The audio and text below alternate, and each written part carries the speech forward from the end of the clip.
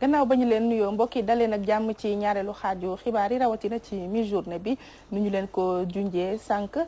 tey nag li ñu jagleel gëstu dañ ko def ci wàllu rétrospective ci ati 2019 bi nga xam ne mooy ndetteelu lan moo fi gën a fës ci xew-xew yi ci wàllu politique daañ ko waxtaanee ak ki nga xam ne mooy suñu naataango di Safiatou Cissé Safiatou ñu nuyu la dalal la. ma lay fay Adja Ndeye Fatou Ndiaye di lay sant di lay gërëm. jërëjëf Safiatou waaw politique nag liñ ci gën a ràññee mooy élection présidentielle ndax amaloon nañ ko ci at bi rawatina ñaar fukki fan ak ñeent ci weeru février ati 2019 waaye lu ko jiitu amoon na yeneen xew-xew yu fi amoon ma bàyyi la rek nga daal di dérouler. xew-xew boobu nag bokk na si lii di parrainage nag ku ko dégg xam ne ni balaa nga doon candidat si élection bi nga tuddoon léegi muy élection 2019. ñun amaloon ko si ñaar fukki fan ak ñeent si atum 2019 ñaar fukki fan ak ñeent si weeru février si atum 2019. bu lépp parrainage nag dañ na doon sant nga am lu toll si 0,8% bu électorat bi wala nga am lu toll si fukki junni ak ñeenti téeméer si ay signature yooyu nag ñu sàkku woon ñi nga xamante ne ñoo bëggoon doon président ñoo bëggoon postuler pour que ñu am ko si lu toll si juróom-ñaari région yoo xamante ne dañ ko tas si dëkk bi si ñooñu nag te juróom-ñaari région yooyu bu ci nekk war nga ci am ñaari junni signature gën saa néew wala si bi lépp texte tamit ñu gis ne kii nga xamante ne moom moo doon parrainé doon na joxe lii di carte électeur am numéro beeg yi nga xamante ne ba du mën a tee parrainé beneen même bu fekkee ne sax yooyu am na ay njuuj njaaj yoo xamante ne nemmeek woon ndaxte da nga daan gis kii nii parrainé na kii kële tamit mooy doublon yi nga xamante ne dina dem parrainé waat keneen mu doonoon loo xamante ne bi lépp loi ñu voté ko woon assemblée nationale mu métti woon lool lii di woy kujje gi dañ ko ñaawlu woon parce que dañoo gisoon ne benn njuuj njaaj la boo xamante ne lii di segg la woon tamit buñ tegoon la rek ngir segg parce que si segg boobu laay ñëw ndaxte ñoom doonoon nañ tollu woon nañ si lu toll si ñaar fukk ak juróom-ñaar si ay ñoo xamante ne ñu bëggoon ay candidat waaye finalement parrainage bi tax na ñu doon ñeent ak kii di président de la république Macky Sall mu doon juróom-benn ba comme ni nga ko waxee woon sànq si tubaab comme mu doon li nga xamante ne moom la kii di fi nekkoon jëwriñ yi di voilà Mouhamed Boun Abdallah Dionne ni mu ko waxee woon si noonu rek opposant yi wàccoon nañ si mbedd mi di ñaawlu lu ni mel ba si noonu rek lañ si jàppee woon kii di Idrissa Seck ki mel ni tamit Aminata Tall ñaawlu woon na lu ñu mel ñu teewlu Aïssata Tall Sall ñu teewlu ay kàddoom. parrainage bi doyuñu motif yi nga xam ne ci ngeen rejeté parrainage yu nit ñi d'accorduñ ci ñu ne nañ ko bàyyi te fii ci assemblée lañ ko defoon te man député laa xam naa ni foofu mu dellu si assemblée parce que am na loo xam ne sooy taylu aussi du taylu sax parce que nag xam ngeen ni ku nekk député voté loi boo xam ne fekke nga ko bi ñu koy voté parrainage bi te d'accord ci xam nga ne pour ñu bàyyi parrainage foog mu dellu si waat. gis nga Aïda Mbodj wax na si waaye tamit si français bi kii di Aminata Tall ñaawlu na ko Aïssata Tall Sall ñaawlu na ko biir assemblée nationale si wolof bi kii di Aïda Mbodj ñëw wax lu ni mel alors Ndeye Fatou Ndiaye ñoom comme niñ ko waxee woon sànq tollu woon nañ si ñaar fukk ak juróom-ñaar ñu segg leen ba ñu mujjee doon 5 candidats si fàttali tamit si atum 2012 lu ñu mel amoon na ba ku meloon ni kii di Youssou Ndour Abdourahmane Sarr ak Keba Kend tamit si lañ leen recalé woon kii nii nag lii di candidat Maître Madické Niang candidature Maître Madické Niang bokkoon na wala doonoon na surprise générale maanaam mbetteel bi voilà si bu fi amutoon du neex ndax gis nañ ne ci biir campagne bi fii toj na rajax moom may nañu ko tas na Sénégal toj na fi yëpp xam naa mu ngi ci tabax bi fi mu toll mu ngi ci tabax bi jamono ji waaye ñu des si bi lépp parrainage ba léegi ndaxte si parrainage bi waa way kujje gi dañ doon wax ne dañu ko am na yenn yoo xamante ne comprendre ñu ko woon ñu bëggoon daje ak kii di Aly Ngouille Ndiaye mais finalement Aly Ngouille Ndiaye dafa leen boole ak kii di Bernard Casimir Cissé moom nag loolee nag doonoon loo xamante ne nag neexul woon benn yoon lii di waaye nag Aly Ngouille Ndiaye moo yee Safiatou ndax ñii di kujje gi dañoo bañoon mu organiser élection présidentielle bi njiiti réew mi Macky Sall moo ko fa maintenir waaye bu doon toon loolu moom ñoom bëgguñu woon mu organiser élection yi amaana looloo taxoon mu doon moytu toog ak ñoom. ba si sànq yaa ngi doon wax présidentielle ñu ñëw si. mu doonoon ñu amaloon ko si ñaar fukki fan ak ñeent si weerub février si atum 2019. bi lépp présidentielle nag kii di Macky Sall nga xamante ne moom moo nekkoon le président sortant mu gagné ko si premier tour bi nga xamante ne loolu nag juróon na coow bu bëri. quand même kii di Idrissa Seck jëloon deuxième teg si Ousmane Sonko maître Madické Niang professeur Issa Sall ñëw après maître Madické Niang borom fii toj na raja si noonu nag ñii di opposition way ku jégi li gënoon tax ñu gën a tee mer bokk na si bi ñu amalee élection présidentielle si ngoon bi rek la kii di fa nekkoon ancien premier ministre nga si la Mahammed Boun Abdallah Dionne génnee rek fësal ni kii di Macky Sall moom nekkoon candidat wam moom moo jël rawu gàddu gi te nag yi lépp résultat bi ñu génnee dëggal lu ni mel ba opposition bi sax génn def sortie di xamle ni du ñu amal benn recours du ñu def dara waaye reconnaître ñu yi lépp résultat bu fekkee ne mën nañ am seen réaction ñu xool ko Modou Fall. Les résultats compilés nous disent aujourd'hui qu'il nous faut féliciter le président Macky Sall pour sa réussite. Un deuxième tour s'annonce et les résultats qui sont déjà compilés nous permettent de le dire. Et à l'état actuel du scrutin ou du dépouillement, aucun candidat, je dis bien aucun candidat, moi y compris, ne peut s'autoproclamer vainqueur de cette élection présidentielle. waaw gis nga kii di Ousmane Sonko wax na si Ndeye Fatou di ñaawlu mu doon lu doy waar parce que lamb joo xam ne mbër mi dafa ni dafa daan waaye ñi mu ko sëggaloon di bëre kenn newu ko yaa daan moom daal moo ne daan naa waaye daal seetaan nañ ko géew bi te kenn newu ko yow la kenn newu ko ne yow la kenn newu ko ne tamit du yow parce que début bi waa opposition bi ñu ngi doon wax ne comme comment dirais-je Mahammed Boun Abdallah Dionne ni mu ko waxee woon sànq rek opposition bi tamit noonu lañ defee woon tamit seen wàll di crier di wax leen ni ñoom tamit deuxième tour dafay am ne deuxième tour dafay am parce que tamit boo xoolee man maa ngi woon fële école fii nii xaar yàlla nga xam ne moo nekkoon centre bi nga xamante ne moo gënoon mag si centre yi nga xamante ne moom la Grand Yoff am mais boo xoolee boo jëlee li nga xamante ne moom moo fa am kii di Macky Sall bu ñu boolee li ñu am rawul kujje gi te boobu noonu moo nekkoon centre bi nga xamante ne moo gënoon mag biir xaar yàlla te terewul xaar yàlla presque biir Grand Dakar Grand Yoff te terewul Grand Yoff Macky Sall moom moo fa mujjee gagné maanaam bureau témoin la waaye comme élection ya jeex na joxe nañu résultat président waat na fal na nguuram nañ bàyyi rek waaw nañ bàyyi waaye terewul ñu fàtte rek ne ñii di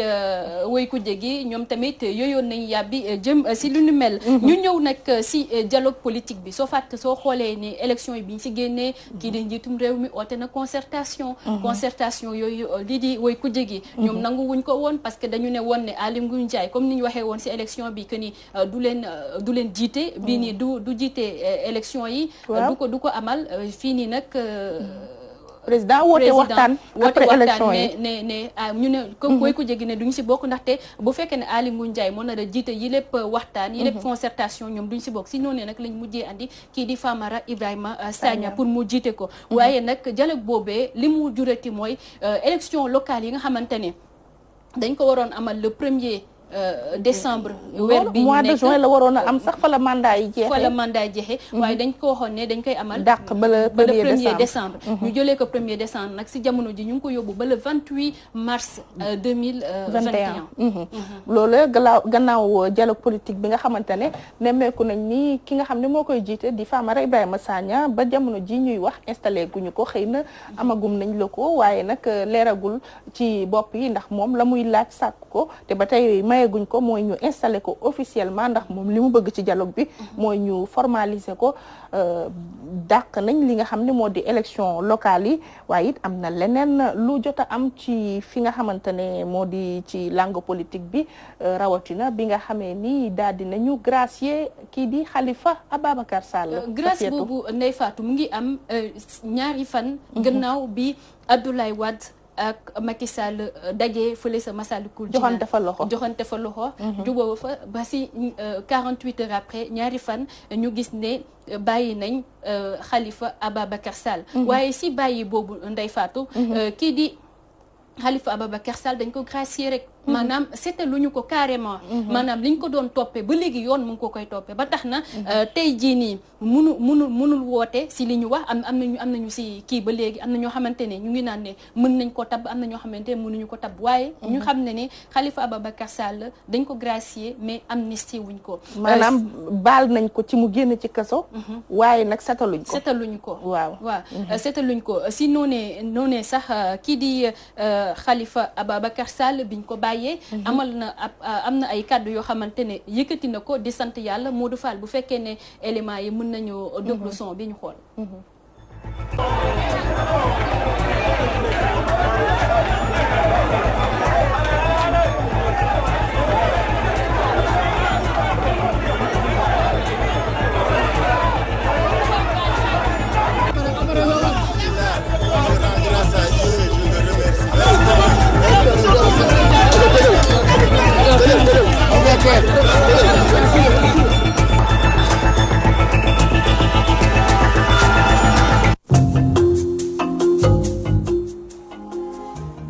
loolu nag Khalifa Ababacar Sall doonoon ay kàddu yoo xamante ne yëkkati woon na ko di sant yàlla di koy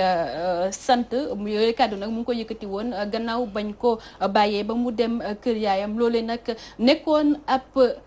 climat d'apaisement boo xamante ni nemmeeku woon nañ ko mu mel ni jamono jooju askan bi da ko soxla woon ndaxte boo fàttali ko guddi googu ñu ko bàyyi ba ay 2 heures 3 heures du matin nit ñi ñu ngi doxee presque Rebeuss la doxee ba Grand Yoff te balaa mu fay yegg guddi na lool jóge foofu après mu dem Parcelles kër yaayam donc te boo gisee guddi na waaye terewul askan bi ñëpp wàccoon nañ mu mel ni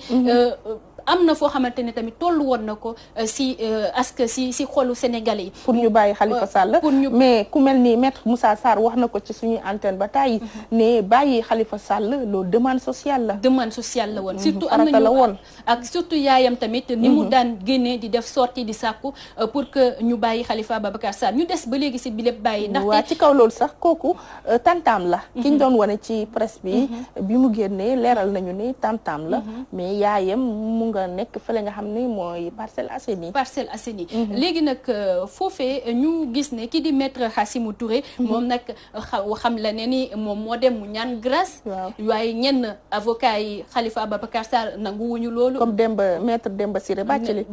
Bathily waaye nag Khalifa Ababacar Sall mu mel ni kii di Yaya Bodian ak Mbaye Touré ñoom finalement bàyyi nañ leen mais si demande maître Hassimou Touré si fàttali nag maître Hassimou Touré moom magu waaw ma cousin wu Mbaye Touré la bokk na tamit si li nga xamante ni doon na ko ñaan bàyyi Khalifa Ababacar Sall boobu tamit liñ si mënoon bi mu génnee liñ si mënoon yaakaar mooy ñu boolewaat famille socialiste famille Léopold Sédar Senghor waaye mu mel ni nag loolu ba jamono ji antoogul ndaxte Khalifa Ababacar Sall si boppam bi mu génnee dem na wër foyer religieux yi waaye après si ginnaaw gi ba léegi nii kenn déggatu ko mu yeey yàbbi si jamono ji nag ñenn ñi ñu ngi naan ne deal politique la ñenn ñi nag di wax le waaw mais Sophie dafa ci am yoo xam ne dañu naan c'est trop beau pour être vrai Khalifa Sall digganteem ak ñenn ci responsable ci parti socialiste avant muy dugg kaso moom umpul kenn moom rëddoon na yoonam ba commencé ko kon nag bu génnee c'est pas évident que day dem retrouver cette famille socialiste ndax conditions yi jàpp naa ne ba fii ñuy wax ni réuniragul pour moom ak ñi nga xam ne ñoo nekk responsable ci parti socialiste ñu mën a àndandoo ci wàllu politique waaye yaakaar boobu li taxoon nit ñi amoon ko lu si bëri mooy gannaaw dëddu àdduna kii di Ousmane Tanor Dieng ñu bëri dañoo yaakaaroon ne gannaaw ba mu génnee àdduna kii di Khalifa Ababacar Sall bu ñu ko bàyyee peut-être dinañu boolewaat lii di famille socialiste bi waaye nag sa gannaaw ga Macky Sall jël kii di Aminata Mbengue Ndiaye def ko troisième personnalité de l'État mu remplacer kii fi nekkoon di Ousmane Tanor Dieng nekkoon njiitu au conseil des collectivités territoriales mu mel ni loolu tamit bokk na si lu bëri loo xamante ne am na lu mu gantal si bi lépp daje boo xamante ne te yaa ngi doon wax ñoo xamante ne si biir parti socialiste lañ nekkoon te ñu bàyyi te seen diggante neexul woon carrément ku si mel ni ku si mel ni Bamba Fall maire Médina te nga gis ne bi nga xamante ne Khalifa Sall biñ ko tëjee wàññi woon na carrément waaye finalement ñu dem ba si yàgg ñu gis ne bi Khalifa Sall génn na def na ay sorties waaye fi nekk nii ba léegi nii gisaguñ moom tamit digganteem ak Khalifa Sall moom Bamba Fall. Khalifa Sall récemment dem na sax seeti Bamba Fall mais li wér te wóor moo di pour ànd am ci diggante ñi ànd ak Khalifa Sall ak ña féete ci parti socialiste am moom fokk ñu dindi écueil yi ci am ci diggante bi muy xaaxaam yi moom dañ koy foog ñu teggi ko pour diggante bi mën a ratax jaxasoo mën a am mais dañuy jàll ci leneen li fu jur coow lool sax si tàngoor bi taawu été bi dañoo amoon feuilleton bu passionnant muy affaire Petro-Tim ak scandale biñ ci tudd suñu naataango Mayeni Jones su nekk ca BBC amaloon ab enquête jëm ci mbiru pétrole bi coow lu rëy la fi juróon Safiatou si coow boobee nga wax moom la ñuy ñëw mooy que ni kii di rakku Aliou Sall moom la ñu tuumal si ab scandale bu ñu tuddee ko mu doon ab film boo xamante comme ni nga ko waxee suñu ab naataango di Mayeni Jones moom moo ko defoon mu tuddee ko un scandale à 10 milliards de dollars 6 000 milliards francs CFA juróom benn junni milliards effectivement léegi bi noonu amee nag ñu bëri génn nañ ŋàññi nañu lu ñu mel xamle nañ si ba am na sax kii di Tidiane Kassé je crois que c'est El Hadji Kassé pour moi reconnaître na am na yenn bi ñu ko invité woon si benn plateau TV5 mu reconnaître yenn fay ba tax sax ñu limogé ko si et puis loolu taxoon mu ñu kii di lii di plateforme aar li ñu bokk juddu woon ñuy sàkku ñu jox leen seeni 400 milliards sànq yaa ngi ko doon wax 400 milliards 400 000 de voilà suñu seen 400 000 donc 400 000 yooyu nag nekk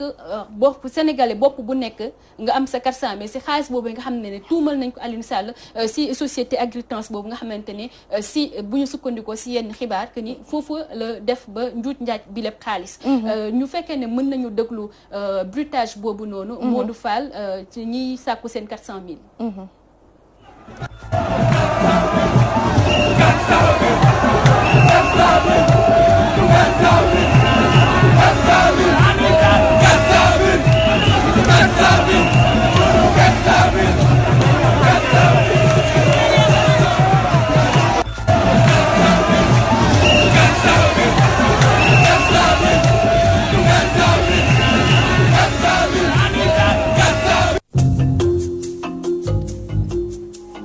Sophie ndax jot nga sa 400 000 man de jotaguma sama bos man moom sama bos na ko def ci courant bi mu def ko ci courant bi waaw ndax njëg sama bos na ko def ci ndox bi ba parce tey que ñu ngi annoncé lu Suez mu ngi ñëw te Suez xamaguñu buy ñëw lan lay andi waaw waaye ñu ngi koy xaar léegi ñu jàll si mbirub titre foncier 14 milliards de francs CFA ak mbiru Ousmane Sonko ak Mamadou Mamour Diallo mi nga xamante ni Ousmane Sonko da ko si tuumaloon Ousmane Sonko dem na ba xamle sax ni moom dem na ba saisir procureur te procureur yi ñu yàbb si dem na saisir IGE dem na saisir OFNAC mais OFNAC finalement moom rek moo si yee yàbbi lu nu mel Mamour Diallo nag def na ay sorties génn na weddi na li nga xamante ne moom la ko Sonko waxal mu dem sax ba porter plainte ñu dem fële ñu amalati ndaje def commission d'enquête parlementaire biir assemblée nationale ngir rek déglu kii di Ousmane Sonko mu andi ay leeral ci tuuma yi nga xamante ne teg na ko ci ndodd ki fi nekkoon directeur wu domaine di Mamadou Mamour Diallo donc si loolee nag ginnaaw bañ tegee defee enquête boobu defee commission boobu noonu bañ def rapport Sonko dafa ŋàññi bi lépp rapport xam ne ni moom reconnaître bi lépp rapport moom sax wuyu jiwul woon commission bi loolee sax mu ngi ko fekkoon fële sa Ziguinchor muy ŋàññ tamit lu ñu mel bu fekkee ne mën nañ am réaction Ousmane Sonko ñu jéem a xool Ousmane Sonko si kaddu yooyu nga xamante ne yëkkati woon na ko si mbirum 94 milliards de francs CFA. On lâche maintenant la meute. Parce que quand ils sont dans quelque chose, c'est un truc planifié. Voilà quand tel va intervenir. Voilà quand tel journaliste, tel commentateur, telle personnalité va intervenir. Et vous les voyez essaimer partout sur les réseaux sociaux, sur les trucs. Oui, il y a ceci, il y a cela. Il n'y a rien d'autre que ce que je vous ai dit ici. Tout le reste n'est que pure affabulation. Et si ils osent qu'on aille au tribunal. Maintenant, Mamour Diallo a dit qu'il va porter plainte. Ah, bienvenue. On attendait ça depuis... Tout le Sénégal attendait ça depuis longtemps. Mais attention, nous n'accepterons pas de supercherie. Parce qu'on connaît bien comment il fonctionne. Demain, il porte plainte pour diffusion de fausses nouvelles et diffamation. Le procureur, au lieu d'examiner le dossier, va prendre le rapport de la commission d'enquête parlementaire. Le rapport de la commission d'enquête parlementaire ne peut pas être une instruction pour le procureur. Il va prendre le rapport de la commission pour dire la commission a dit que Mamour est blanc comme neige, donc Sonko a raconté des histoires, je vais prendre Sonko. C'est ça qu'ils vont essayer de faire. Et ça, nous ne l'accepterons pas.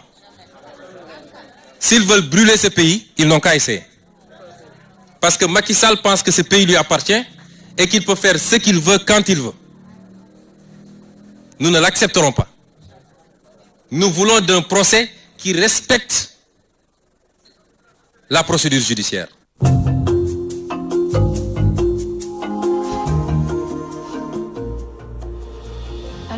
Fatou gis nga kaddu yi nga xamante ne kii di njiitu Pastef moo ko yëkkati di Ousmane Sonko yooyu kaddu sax mu ngi ko yëkkati woon foofee sa Ziguinchor ba am na ñoo xamante ne dañ ñaawlu woon nañ sax kaddu yi nga xamante ne yëkkati na ko sa Ziguinchor ndaxte dañ doon wax ne lan moo tax mu dem ba Ziguinchor di ko fa def parce que mu dem région bu sensible quand même. Voilà dafa doon régionaliser le combat te Ziguinchor moom ku xam mbirum Casamance rek yaakaar naa ni jàmm rek la ñuy ñaan quand même léegi comme niñ ko doon waxee sànq si tubaab si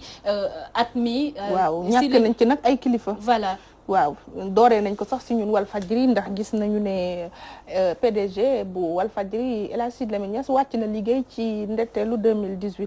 ñuy jooy loolu noppeegu ñu ci wàllu politique tam ñàkk nañ fi ay kilifa ñu ko demee ni Ousmane Tanor Dieng njiitu parti socialiste ak Amath Dansokho njiitu PIT.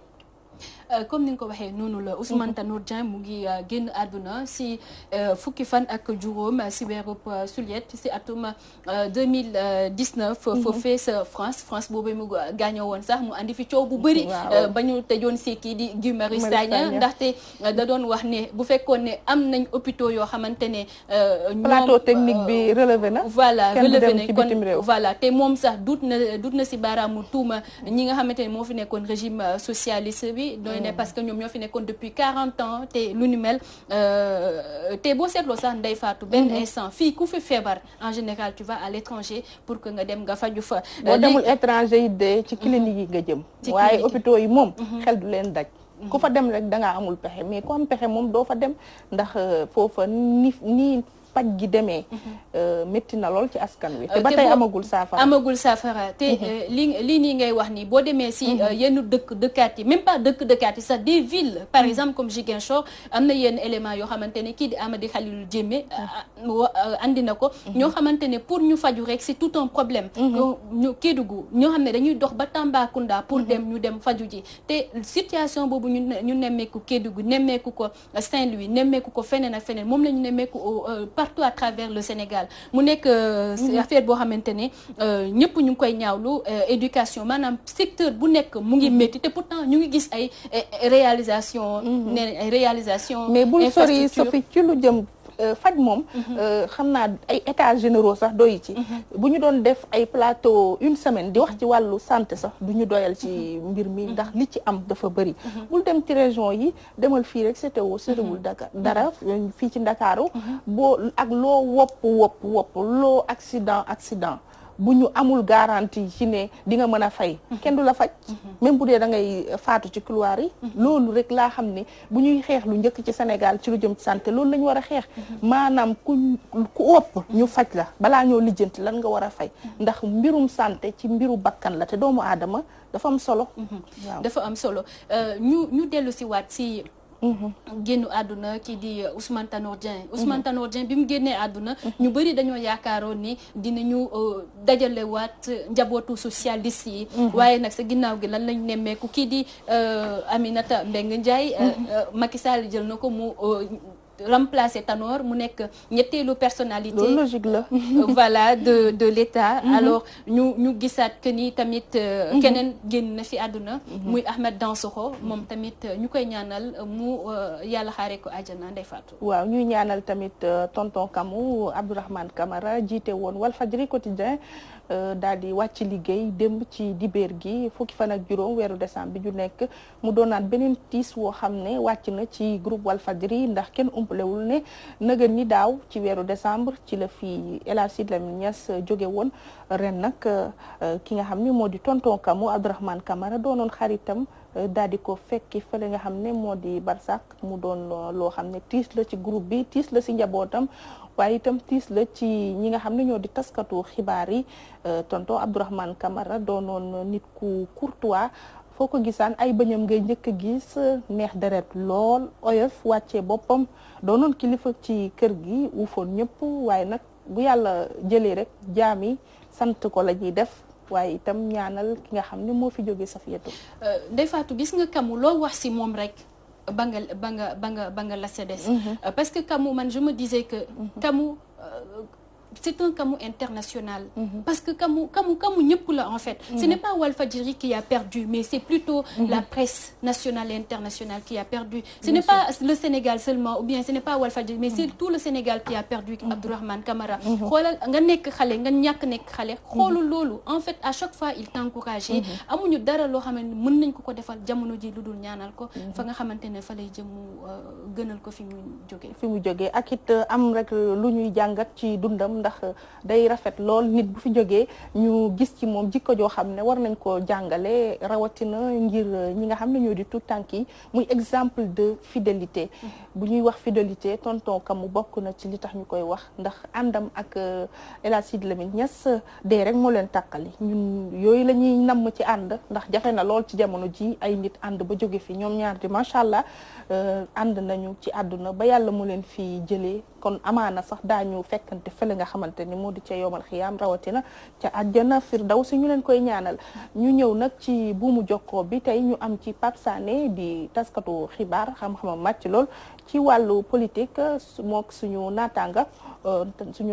xooxaandong ñëwaat nañ ci xaxatloo gi am ci diggante ñenn ci ay responsable ci biir parti APR xastante gi mel ni tulleeg màlli moomee di Pape Sané nag nee na lii day arrangé lool njiiti réew mi di président Macky Sall ndax kenn dootul waxtaanee jafe-jafe jamono rawatina lu jëm ci courant wala dund gu seer gi la ñuy waxtaanee mooy ñoom ñaar wala kilifa yi la ñu yàkkante kon nag dana ko arrangé duma ci xuus ba ci sori dama leen di bàyyi la mu waxtaanee ak suñu naataango xooxaandong ci bu mu jokkoo bi. Pape Sané ñu ngi lay nuyu. waaw maa ngi leen di fay di nuyu en même temps auditeur ak auditrice Walf FM yëpp. Pape Sané ñu gis ne jamono ji ñu nekk ca parti bi di APR coow la bëri na fa ay xasante ak ay xiro ak ay ŋaayoo bëri na fa lool ana loolee lan la mën a jural parti bi nga xam ne moo di parti APR mi nekk au pouvoir. waaw maa ngi lay gërëmaat di la fedeli coloré sama coloré di wax ni que coow li moom pratiquement sénégalais yi ñun ñëpp ñoo ko gisandoo te mu ngi door bi nga xam ne moom le président de la république bi njiitu APR Macky Sall ñu falaat ko weeru février 2019 boobu la coow li commencé coow li nag fu mu ne nii dafa dem ba xaw a jéggi dayoo parce que fu mu ne nii lu nekk ñu ngi ko ciy dégg lu nekk ñu ngi ko ciy gis mais munul bett nit ñi c'est-à-dire ñi nga xam ne dañuy observer seen politique bi waru leen mun a bett parce que boo xoolee APR dafa doon parti bi nga xam ne ba tey ji parti bi amul benn structuré wuñu ko benn constance nañ ko doon waxee ci Ablaye Wade moo fa am mooy président de la république parti bi ni mel nag bu tolloo ci jamono yi day indi ay li ñaan convoitise yi mooy lan mooy que tey ji njiitu réew mi di njiitum APR dafa toll ci mujjutul mandaam ci bopp réew mi ndem waxu ko fa la toll mais tey ji ñi nga xam ne ñoo nekk ci parti bi bëgg ko doonu ci bopp parti bi ci bopp réew mi dañoo bëri te fu mu ne nii ndem waxul fekk waxul rek coow lu day gën a bëri parce que fu mu ne nii ñoom it ku ci nekk ci ñoom da nga naan associé maanaam bi ñuy sos parti bi dama taxawoon dama ci defoon lii ba parti bi taxaw donc tey ji ñooñu ñoo taxaw ku ci nekk bëgg baatam ñu dégg ko bëgg kàddoom ñu dégg ko bëgg position ñu xam ko looloo indi coow li ci APR actuellement. ñu gis ne coow li bëri na waaye mu mel ni njiitu réew mi Macky Sall yëkkatiwul ay kàddu ngir dankaafu wala boog artu ñi nga xamante ne ñooy amal coow li ni mel ana naka ngeen gisee li ni mel. waaw c'est vrai que dégguñu coowam dégguñu baatam mais dégguñu baatam du tee ni am na ci ay position am na ci ay jàngat am na ci ay dog yi nga xam ne ay mesures yi nga xam ne mu ngi koy jël parce que bi fi coow li commencé gis nañ ne que am na ci ñaar ñi nga xam ne tuddoon nañ fi troisième mandat mu dàq leen ci fi mu leen nommé woon donc mooy yëngatu na sanctionné na mais dafa mel ni tey ci sanction yooyu dafa am tànneef maanaam dafa am ñi nga xam ne dana leen sanctionné am ñi nga xam ne du leen sanctionné mais toujours est-il que neutralité amu ci parce que tey jii moom malgré position inconfortable bi mu yore moom mooy njiitu réew mi mooy njiitu APR te moom la yàlla may tey jii mu am possibilité jël décret donc décret boobu ci ñi nga xam ne ñoom lañu nommé nga xam ne ñooy toog di wax moom bu ko neexoon moom président Macky Sall bu ko neexoon tey mu geexal ko mais da ne situation bi am na lu fi nga xam ne arrangé na ko dans la mesure où coow li mu ngi nëbb leneen coow bi nga xam ne moo gën a daans mooy coow mu yokkute fii njëg yi ñu yokk et consort donc coow politique APR bi xasante daggasante bi moom da koy arrangé donc du ci wax officiellement parce que wax ji na gën a lëmbee looloo ko gën a arrangé comme ça sénégalais yi bañ a jël seen priorité teg ko ci yokkuteef bi lu dul di lijjanti ay politiciens yi ñuy saagante. Pape Sané rédaction bu Walfadjri mu ngi lay jaajëfal bu baax. maa ngi rappelé ne yow taskatu xabaar nga. ok.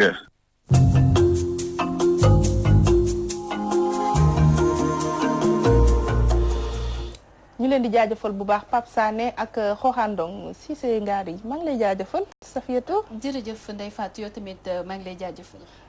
ñu ñëw nag ci li ci yëglekaay yi ak yéenekaay yi Abdoulaye Bopp moo ñu ko nafaral.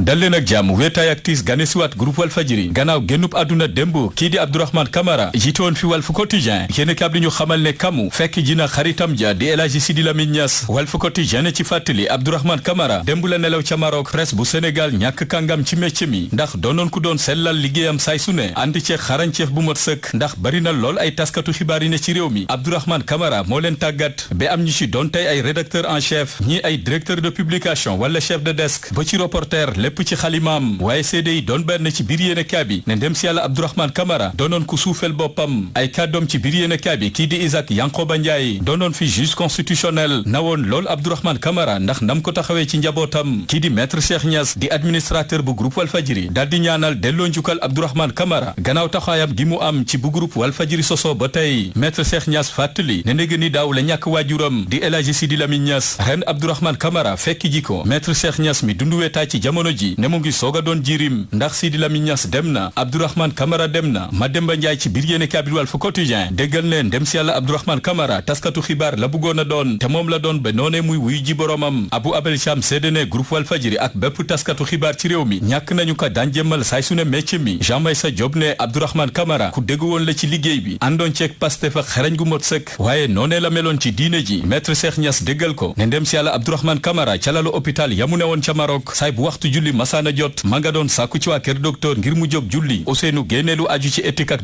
déontologie bu journaliste bi war a am kii di ndem si yàlla Abdourahmane Camara ma ngi ca doon béy waaram saay su ne Walf Quotidien ànd bu yàgg bi dëgg la diggante ndem si yàlla Sidi Lamine Niass ak ndem si yàlla Abdourahmane Camara lu ëpp fanweeri at ànd nañ ko ci liggéey ak xarito critique ne groupe Walfadjri bu doonoon ab avion ñu ne Abdourahmane Camara mooy boîte noire ba ndax jot na fee béy waaru yaatu ci groupe Walfadjri fego woon ak El Hadji Sidi Lamine Niass critique ne monument bu journalisme bu Sénégal moo dem di Abdourahmane Camara yéene cabinet presse bu Sénégal ñoo ko ameel njukkal yéene cabinet moom dem si yàlla Abdourahmane Camara néewam ñu ngi koy xaar ëllëg ci talaata ji laata ñu ko jébal boromam ca Saint-Louis libération ne mango kamu dem na monument ba dem na kàngam nga ci wàllum métier tasum xibaar dem na xalimaam wéet na libération ne doonoon ku liggéey lu yaatu ci métier mi jot naa taxaw taskatu xibaar yu bari yéene kaa yëpp a xëyandoo tey di ñu tàggee Abdourahmane Camara jiite woon fi Walf Quotidien yéene kaa bi di Sud Quotidien xëy dalal Momar Diong di taskatu xibaar di analyste politique am taxaw seetlu gu yaatu ga mu def ci tolluwaay réew mi rawatina jafe-jafe am ci parti njiitu réew mi Macky Sall di APR Momar Diong jàppee ñii di ay farandoo Marième Faye Sall première dame comme la xewoon ca nguruk soppi gawoon ak génération du concret Momar Diong ne loolee bokk na ci li gàllankoor tey APR Abdou Mbow ne njiitu réew mi Macky Sall ñibbisi na te dootul yàgg dina ci jël matuwaay yéene kaa bi di Le Quotidien ne situation APR coow la ca ne ak la mu yàq bari lool ay kàddoom ci biir yéene kaay bi Momar Thiam te doon xelal ci wàllu communication maître Abdoulaye Wade lam ca xam wax na ko moom Momar Thiam ne lii di kàddu yu ñaga si tukkee ci Yaxam Mbaye ba ci Moustapha Cissé Lo mun naa gàkkal lu bari ci liggéeyu njiitu réew mi Macky Sall Abdou Mbow ne yàggatul léegi njiitu réew mi Macky Sall sifflé récréation ba maanaam dakkal lii di coow li am ci APR ci saasi Alioune Fall bokk ci ñi xelal njiitu réew mi Macky Sall daal di leeral ci biir yéene kabi di Le Soleil nee na askan wi laaj ñi nga xamante ne dañoo jàpp ne dañ leen a booleetul maanaam dañ leen a génne ci APR su boobaa dañu gindeeku ca la ñu def ndax moo tax ñu jéppi leen am déet Mamour Cissé njiital PSD jant bi ne am sañ-sañu ñaxtu baax na naam waaye ab réew kenn du ko tabax ci naka sudul noonu yéene kabi di 24 heures ne mangoog lii di ndorteelu njeexitalu nguuruk Macky Sall gannaaw jafe-jafe yi tàmbalee nuyoo si ci nguuram rawatina ci APR gamu jiite askan wi tàmbalee ñaxtu Serigne Bakke Ndiaye ci biir yéene kabi di l'évidence ne bu sañoon dañ fi amal mandat présidentiel ilimix maanaam mandat njiitu réew waratul am app loolee tax nañu bari dal ci Serigne Bakke Ndiaye ndax ñaawlu ay kàddoom ak doxalinam yéene kabi di sursaane borom fii toj ña rajax dootul fàtte mu campagne élection présidentielle ñu weesu ndax daj na ci lu metti moom maître Madické Niang ne kopparam gu bari sotti na ko ci lii di banque de l'habitat demoon na sax ba bëgg a jaay immeuble am maître Madické Niang leeral ne ci campagne électorale bi weesu jaay na ci ay këram yulli na ay kontam ne bu weesoo njiitu réew mi Macky Sall ñeenti candidat yi fare ci opposition bi kenn uppaliwu ko ci koppar yamu dugal ci campagne bi lee yéene kabi di Les Échos ne cool yokkuteb njëgu courant bi giifagul askan waa ngi wéy di ñaxtu yéene kabi ne Makhtar Cissé ma jiite woon Senelec ay kàddu démbam dab na ko ay kàddoom ci Les Échos imam Ndiour bu Thiès ci xutbaam ajjuma ji ñu weesu ne nguur gi dafa yàq alalu réew mi jël lu tolloog ñaari téeméeri milliards jënde ko ay woto yu bakkane jox ko ña ko neex tey ñu bëgg a wëlbatiku cotiseloo askan wi ngir suqali seen kees imam Ndiour ne doxalin gi ni mel jekkul jaaduwul Moustapha Diakhaté ne askan wi kenn munta tere ñu wone seen mer gannaaw yokkute gi am ci njëgu courant bi moom la ñu fekk ci source a moom Moustapha Diakhaté bataaxal gu weex xàtt la bind jébal ko njiitu réew mi Macky Sall jot ko fàttali ne sénégalais yi faluñu la ngir nga neexal waa FMI waaye dañ laa fal ngir nga taxawu askan wi rawatina sàmmonteeg la nga leen digoon yéene kabi di L'As xëy dalal njiital Forum Civil Birahim Seck jot naa fàttali la premier ministre gawoon di Mohamed Boun Abdallah Dionne dige woon ci assemblée nationale ci atum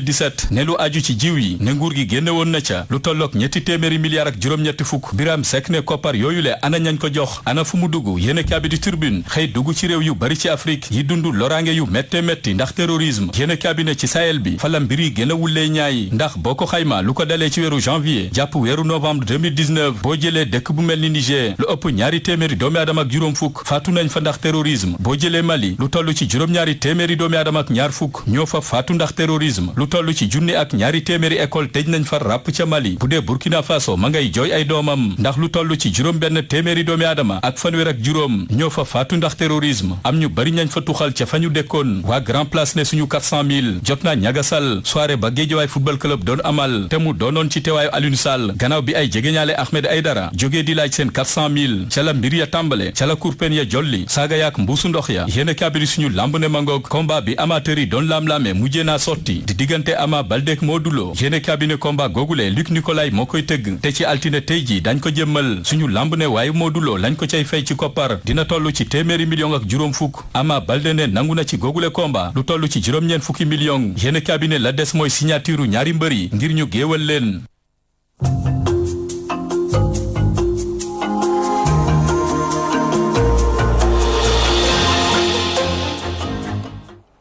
Abdoulaye Bob ñu lay jaajëfal mbokki doon teewlu seen mi-journée bi ci Walfadjri TV ñu ngi leen di jaajëfal bu baax